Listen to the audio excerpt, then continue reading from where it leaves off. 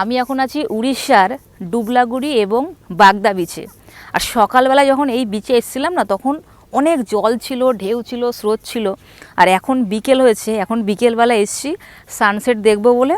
ওমা দেখি এখন কোনো জল নেই, কিচ্ছু নেই, মানে জল আছে দেখো কত নিচে চলে গেছে, আর জল পুরো শান্ত।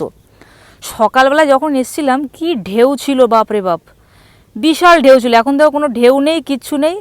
এই যে মাছ ধরছে, পুরো শান্ত জল একদম, পুরো অপোজিট একদম। সকালবেলা যখন এসছিলাম কত জল ছিল, ঢেউ ছিল। আর সূর্য অস্ত যাচ্ছে দেখো কত সুন্দর লাগছে। আর সেরকম এই বিচে দেখছি লোকজন নেই, ওই 2-4 জন লোকজন আছে, মাছ ফাছ ধরছে। ওই যে ওইদিকেও 2-4 জন সব রয়েছে। খুবই সুন্দর বিচটা।